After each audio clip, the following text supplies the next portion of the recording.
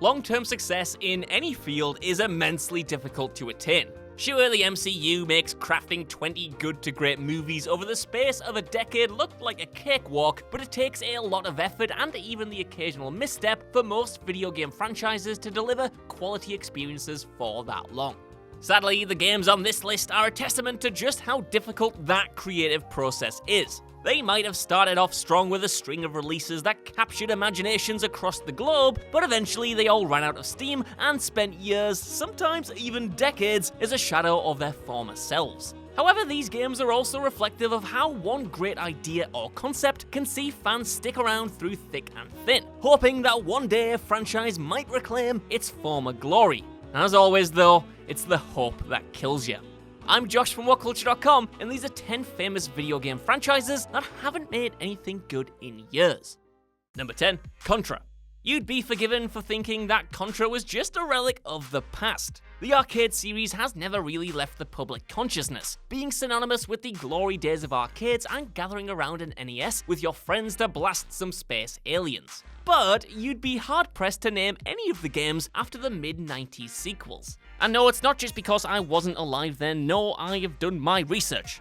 That's mostly because Contra pretty much came out the gate swinging, with its brand of non-stop action and 1980s movie pastiches starting out at the top and not really leaving the franchise anywhere to go but down.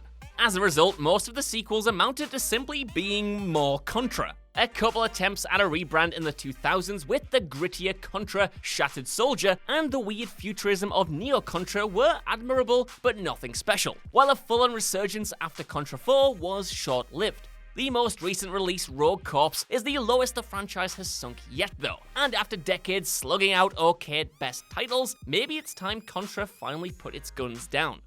Number 9, Double Dragon. If you were growing up in the late 80s and early 90s, you'll no doubt have fond memories of playing Double Dragon in arcades. The beat-em-up was immensely popular, such a cross-media hit that it received its own big-screen adaptation, though the less said about that the better, and only grew in popularity as sequels were released and the franchise eventually made its way to home consoles. Like a lot of games at the time though, including Contra, the basic but immensely refined gameplay struggled to adapt to a changing landscape. By the time the 5th title rolled around in '94, both the audience and the genre had moved on, and with the 3D revolution right around the corner, Double Dragon was put on ice for the rest of the decade. The franchise still sees sporadic releases today, but at this point new Double Dragon games exist almost entirely to cash in on nostalgia. The problem with that is there's no real attempt to refine the archaic arcade fighting, and only a cursory attempt to retain the charm that made the originals so beloved in the first place. Number 8, Mass Effect. One of the younger franchises on this list, Mass Effect already has all the hallmarks of a series that's overstayed its welcome. After 2 genre-defining releases, BioWare and EA totally dropped their pants with a rushed 3rd installment that became a complete laughingstock with fans. The game could have been something special, and there are real moments of genius tucked in there. It's just that the obviously rushed development shows at every angle. Side quests turned into bland fetch quests, dialogue options were limited to 2 responses rather than 3, and it goes without saying that BioWare was crushed under the weight of tying off the story in a satisfying way that also honoured the choices players made across the whole saga. The devs got another chance with Mass Effect Andromeda, which had a whole new galaxy of possibilities to play with. Sadly, despite high ambitions, the game was even worse than Mass Effect 3, or at the very least, more forgettable. Number 7, Tony Hawk's Pro Skater. Originally, this entry was only going to cover the Pro Skater sub-franchise of the Tony Hawk's games, but the skating series' mistakes run far deeper than that. Initially, every game with the Tony Hawk moniker Activision put out was an excuse to print money. The original run of 4 Pro Skater games perfected the style of arcade tricks and flips that defined the entire subgenre, while the games managed to evolve with the times in the early 2000s with the underground releases and even the underrated Project 8 and Proving Ground. It was once the developers took Neversoft off the franchise that the rot started to set in.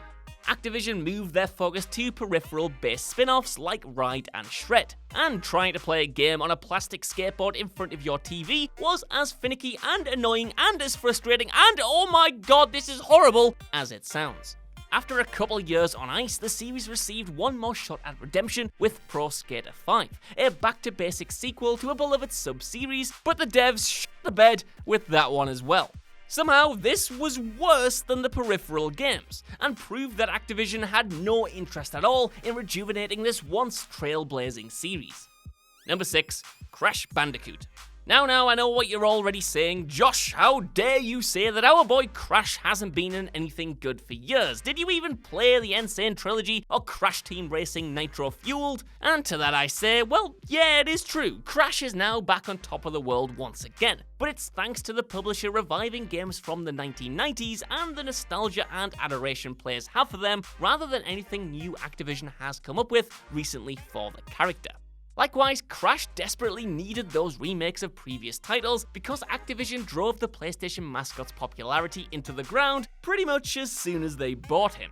Wrath of Cortex and Twinsanity were both admirable continuations, but failed to capture the magic of the original trilogy, while everything that came after was just pure schlock. Activision tried to make Crash cool by giving him some tats and a bunch of mutants to hang around with, but those games just proved how much the publisher didn't understand the appeal of the character. Consequently, there is worry that any new games Activision might make with the Bandicoot at the helm that aren't based on previous releases might similarly fail, but he is hoping they deliver new Crash games that capitalize on the renewed interest. Number 5. Duke Nukem.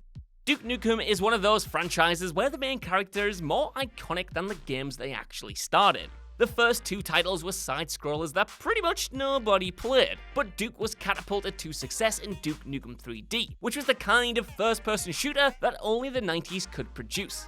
Tragedy struck after the first real taste of success though, as developers 3D Realms struggled to produce a follow-up that eventually turned into the infamous Duke Nukem Forever, a game which clawed its way out of development hell after 15 years to terrible reviews.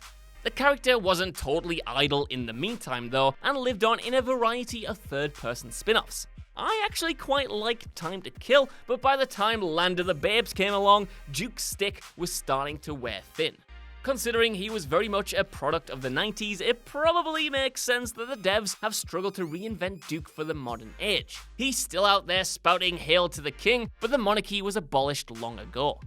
Number 4. Fable. A lot of the franchises that helped define both the Xbox and the Xbox 360 have struggled through a process of rebirth only to persevere across multiple console generations. Gears of War wrapped up its trilogy and then finally found its footing again with Gears 5. Halo never quite captured Bungie's original magic again, but still proved itself with Halo 4 and to a lesser extent 5, but Fable hasn't been so lucky. In fact, the series couldn't even round out its original trilogy without faltering.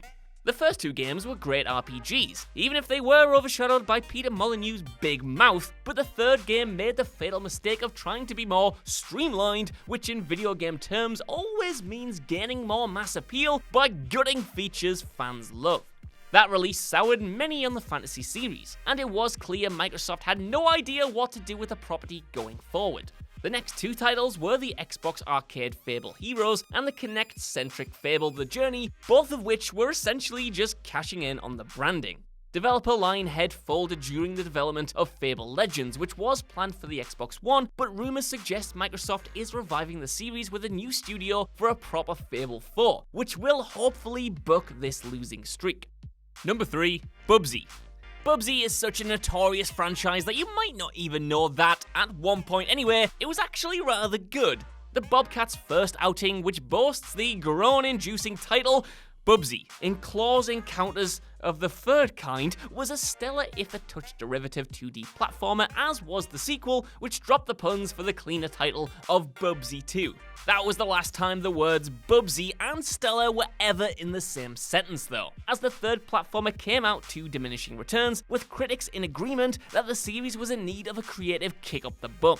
Those same critics probably cursed their own words when they had to review the next game though, which did indeed attempt to revolutionize the series in glorious 3D.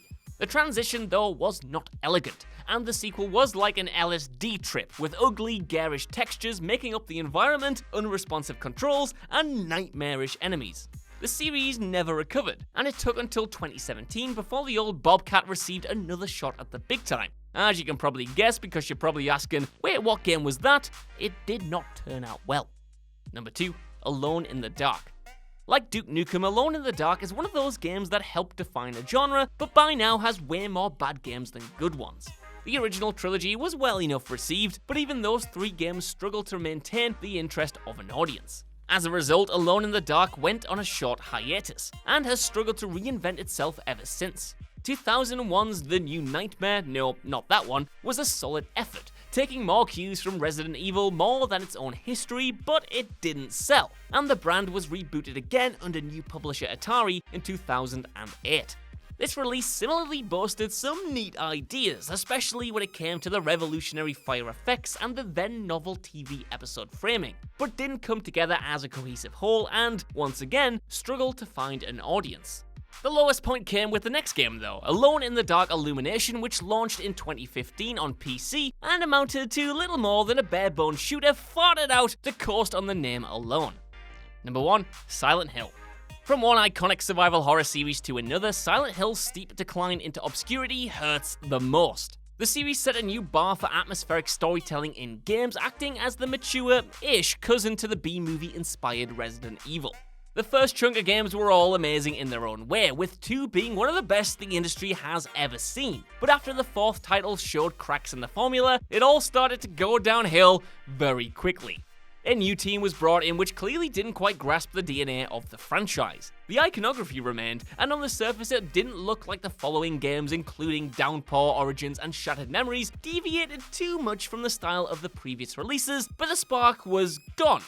The worst part is, the series was due a rejuvenation after years of disappointment with Silent Hills, but we all know how that turned out. God damn it, Konami, please just throw me a bone here. So that's our list. I want to know what you guys think down in the comments below. Are you in agreement that these franchises haven't produced anything of worth for years now, and which have I missed off here? And while you're down there, could you give us a like, share, subscribe, and head over to WhatCulture.com for more lists and news like this every single day. Even if you don't though, I've been Josh, thank you for watching, and I'll see you soon.